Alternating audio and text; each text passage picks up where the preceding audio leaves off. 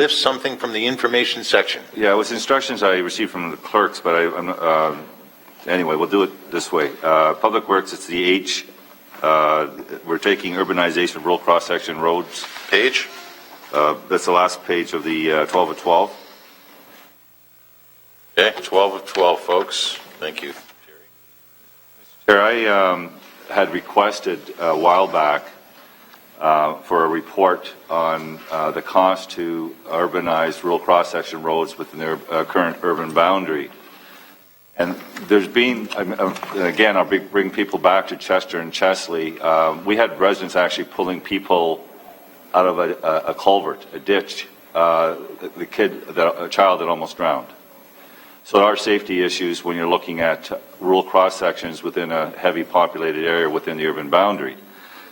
So I asked for this report, and I'm going to read a particular line so that the broader community understands that there are many issues throughout the city, and we only have limited capacity to deal with it.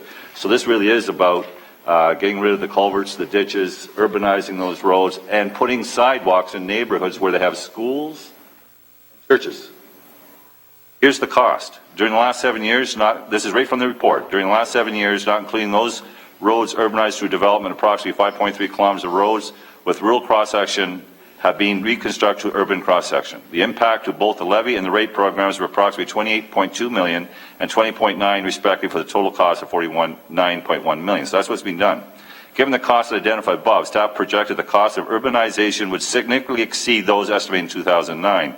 Therefore, in order to urbanize the 200-kilometer roadways, 200 kilometers of roadways, I want to make that clear, 200 kilometers of roadways. How much? Therefore, in order to urbanize the 200K roadways, an A, B, and C is estimated that additional levy funding of $1 billion will be required and a possible corresponding rates funding of approximately $800 million.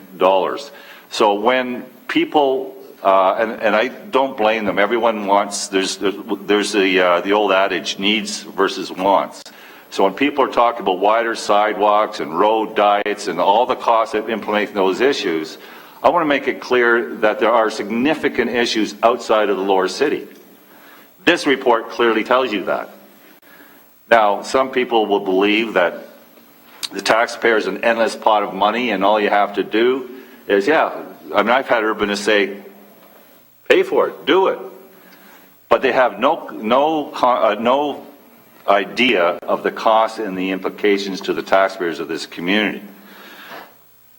If we're one community, then we need to be sensitive to issues throughout the whole community and not just champion one geographic area. This report in itself clearly spells out a fairly significant deficit in this community that needs to be addressed over the next number of years. Not to mention the transit issues that we've identified and the ineffective transit systems we have outside the downtown. So if we're really truly trying to attack issues citywide, then we need to understand the deficits and the challenges citywide. We also need to understand that there are unintended consequences to decisions that are made. And they're not positive. Many of them are negative. And they impact the broader community. So the purpose of asking this report is to start the dialogue and hopefully educate those that do not appreciate there are issues outside of a particular geographic area, that they are and they're significant and they need to be addressed. Thank you, Mr. Chair.